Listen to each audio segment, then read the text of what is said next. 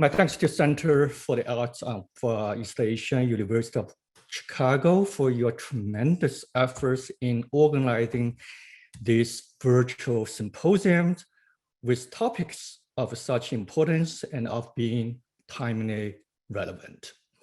I have been very inspired by all the presentations and wish I have heard them before I prepared my notes today.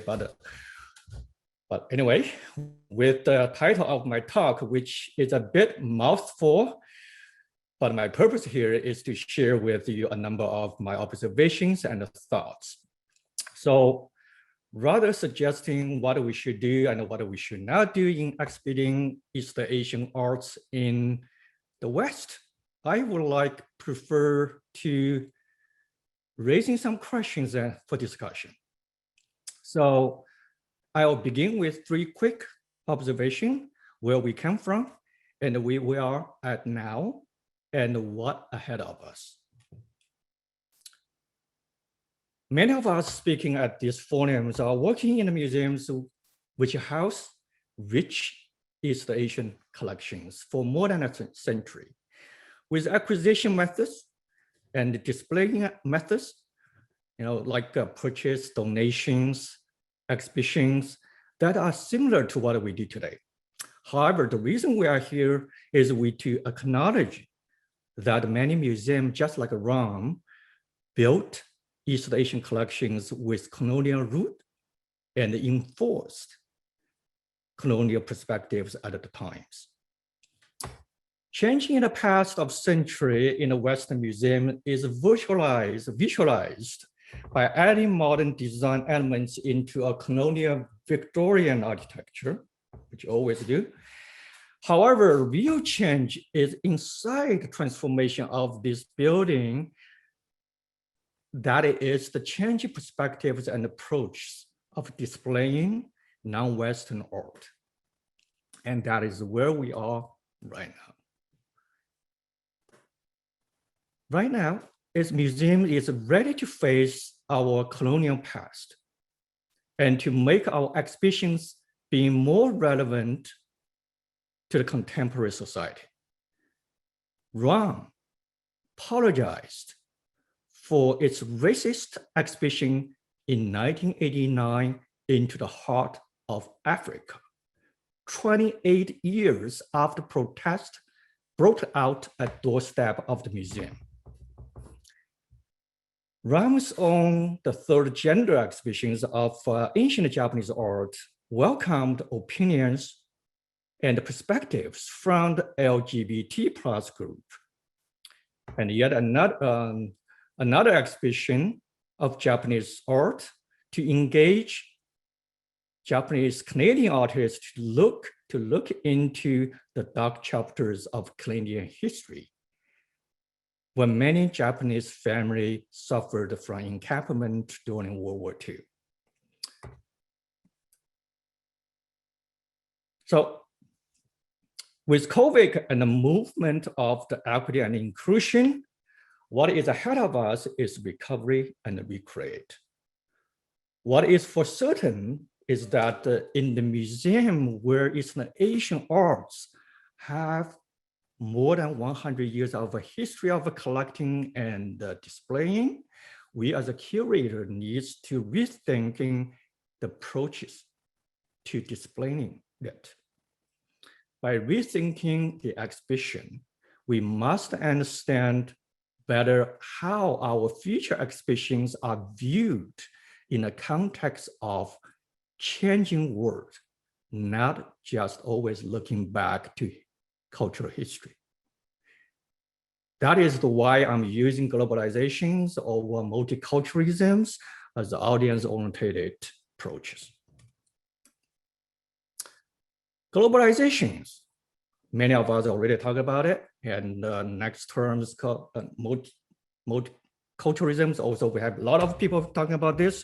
So my 2 cents here is, it refers to a process of bringing different people and a culture together at a given time and space. And as a result of this process, a red and a white Canadian flag can be represented by a maple leaf with different colors, and each of those colors represents different cultural identities within this nation. When the globalization brings people and culture together to make our society to be multicultural, which is a good thing, but multiculturalism itself is in reference to a cultural identity. Just like you cannot talk about racism without recognizing different races. While the society is embracing the ideas of cultural multiculturalism, it in terms encourages us to maneuver our endeavor towards the cultural representations and, and different identities. And usually require us to redefine who we are and whose cultural it is, etc., etc. So what do globalization and multiculturalism means to the museum? Well, first of all, we have to face many challenges. The challenge that requires we're making things different. So we are recognizing we are doing the exhibitions must be different from what we have been trained for 20, 30 years ago. In the museum exhibitions and galleries, showing dragons or phoenix or installations for like textbook displays for linear cultural history is no longer satisfying individual visitors migrated from the countries where the artworks was originated. 20 years ago, I barely to see any Chinese visitors in the gallery. But now there's no single days of a gallery visitations without seeing Chinese families in there. We're getting more and more comments requesting corrections on the gallery labels. And you know what? Most of the time, they may be right. And the community interventions is no longer a strange thing to do today. Exhibition I mentioned above being Japanese Canadians, reflections on a broken world, art installations that are put on hold by the senior management at RUM until we have engaged with Japanese Canadian communities and with descendants of the families who suffered from the injustice. I think there's similar cases for Art Institute of Chicago. I trust many of us also experience of the dealing with the dilemma in applications of maps, referring to the East Asian exhibitions and galleries, installations, where the line to draws, whose the islands belongs to whom. So those individuals and community interventions have been the driving force to make supposedly gender neutral exhibitions to become politicalized. Yesterday, May's talks on the China through the looking glass was a good example. I'm going to return to that point later. This challenge is exemplified the external force driving the museum to changing the exhibition development. For example, decolonization process, which we all have done, we all get involved. We have worked on the provenance study for possible repatriation, but in most case scenarios, we are moving away from colonial interpretations in the content communication, such as we are in the labels and text panels, we need to get rid of like Far East ethnology, new world versus older world, and etc. I think everyone has experience. I don't need to elaborate on that. So with this context in mind, now let me turn to the exhibitions in action. Those are the posts of Chinese exhibitions in the Western museums as examples of very small fractions from a few hundreds, not even thousands of Chinese art exhibitions in the past decade alone. Reviewing these exhibitions and those I have experienced on my own, in the remaining time, I would like to focus on two aspects: cultural sensitivity and cultural appreciation.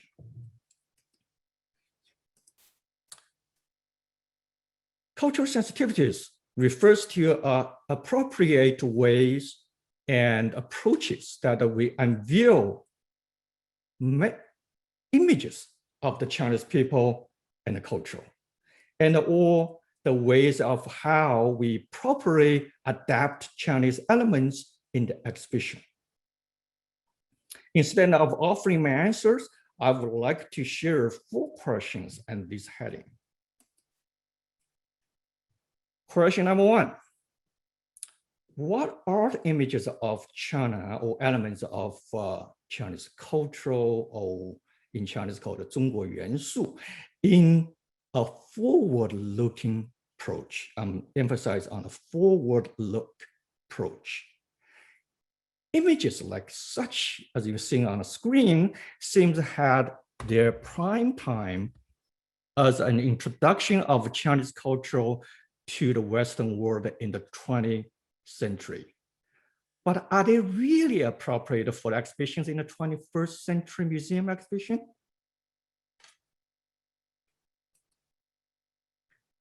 That leads to my second question. Should we have to add design elements like those into Chinese art exhibitions?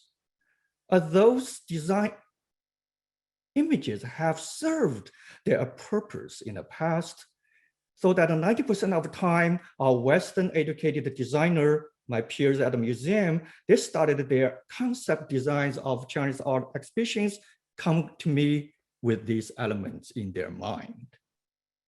But the question really is, are those elements are still valid to represent Chinese culture? If not, what then? The third question asks how to change the Western perspectives of China in our exhibition. If there are stereotypes of cultural elements existing in treatment, design, the art gallery or art exhibition, then clearly Western perceptions of Chinese culture and the people more or less are locked into the images on the top here or on the right column right here. So what about this beautiful, sexy young couples on the left low corner? Are they not Chinese?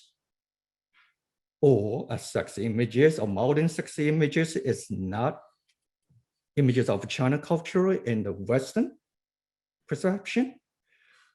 We need to remember systemic racism has its roots in the images that give people discriminatory impression.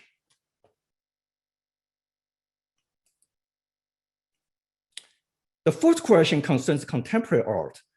Where the connections between traditions and contemporary that represents forward-looking cultural images instead of backward-looking?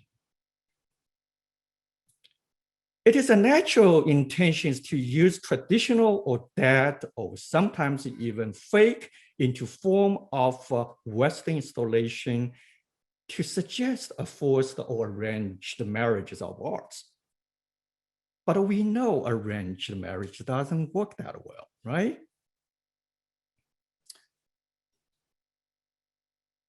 The backward-looking connection between traditions and contemporary art could mislead to impressions that Chinese elements are only good enough for decorating textile, walls, or columns.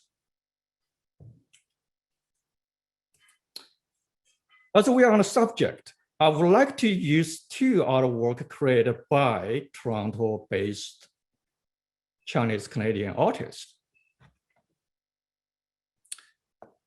Xiao Jingyan, as an example to illustrate what do I mean a forward-looking blending of tradition and contemporary.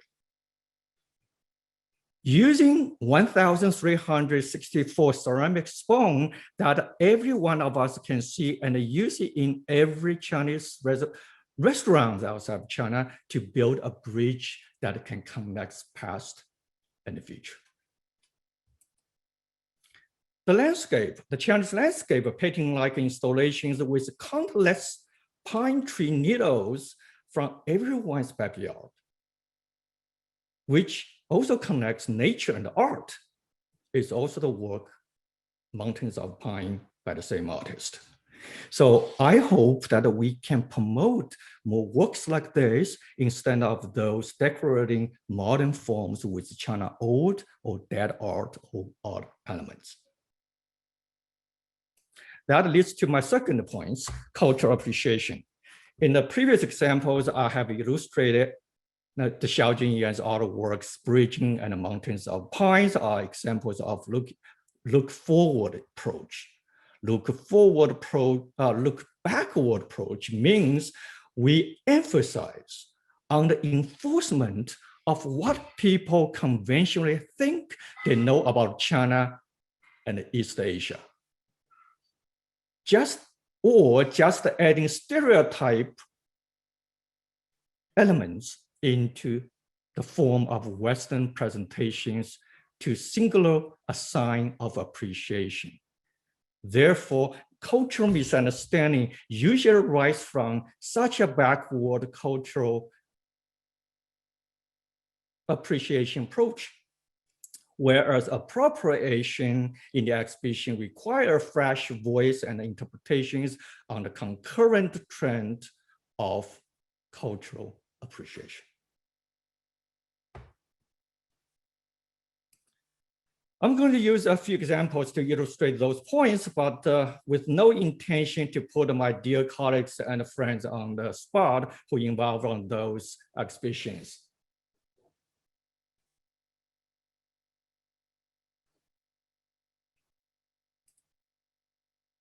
Oops.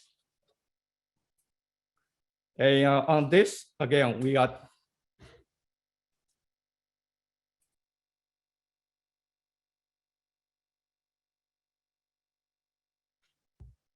so let me just concentrate on this. So I'm not supposed to put on you on the spot, but what the question is with these exhibition installations, my question is why those short-lived Cultural Revolution costumes had to becoming a highlight of fashion show pertaining to China.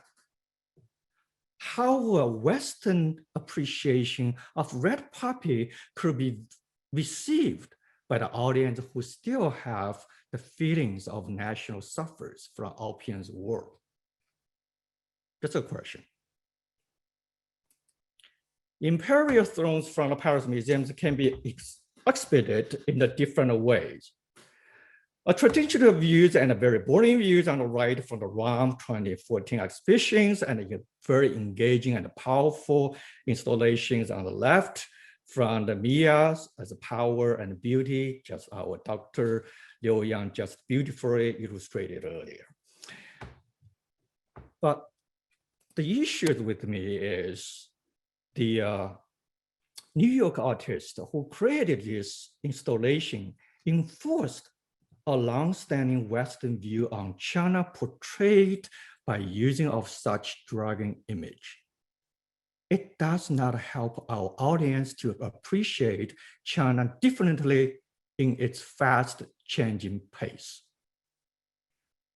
One of the enjoying moments during my teaching and gallery tour is to introduce these Han Dynasty pictorial tomb tiles that dragons in its I'm telling them that the dragon in its original context of Chinese history 2000 years ago had empowered the warriors who are on the writing. So the dragon is providing the right to a virtual world, not devious monsters that are depicted in the Hollywood fantasy film, which my sons also watched all the time.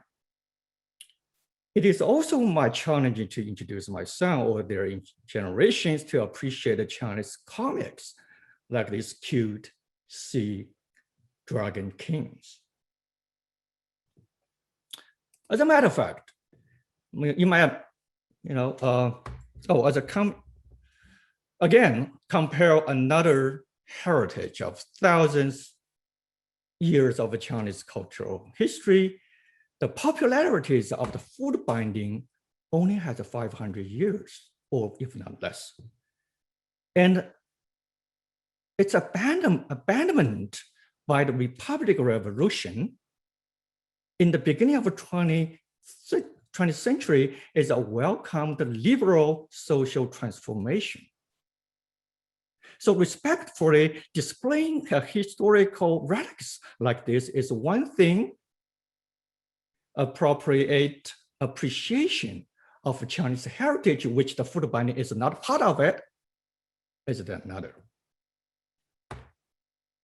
And as a matter of fact, in my experience of making the Forbidden City exhibitions, I believe this pair of booths, as popular as it was in the Forbidden City at the time, would be much appreciated by Canadian audience who definitely own one or more booths similar to this at their homes, right? So as my presentation comes to end, I would like to point out the Chinese exhibitions in the Western museums like this two. One was at the Peabody Access Museums and the National Museum of Asian Art in Smithsonian's former Free and Secular, and the one on the right, Gods in My Home, created by the Ram. Those two exemplify the success, of course, among many, many, many others, especially those who have been presented in the early presentation, like Seattle Art Museum.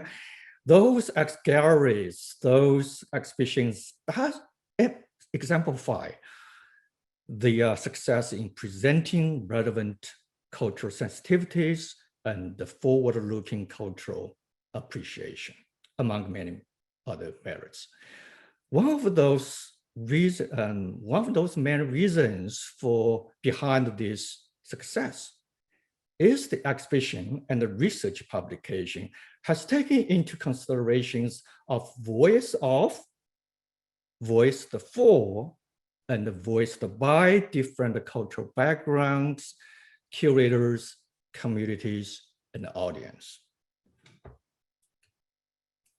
Therefore, as a conclusion of another conclusion in my talk, I am inviting you to think through and discuss what are the voices and the interpretations behind the provocative installations and engaging displays like this one on the screen. We need to think how we conveyed our messages to our audience, who the receivers, that voice of Western curators, Chinese, East Asian curators, Western artists or Chinese artists, and a voice for Chinese audience, Western audience, global audience, for academics, or for the museum, or for the government, and the voice by whom? WHO, big whom? I know I've been posed many questions, the answer thought that we have 30 minutes to talk about them. So there you go. Thank you very much. I'm done.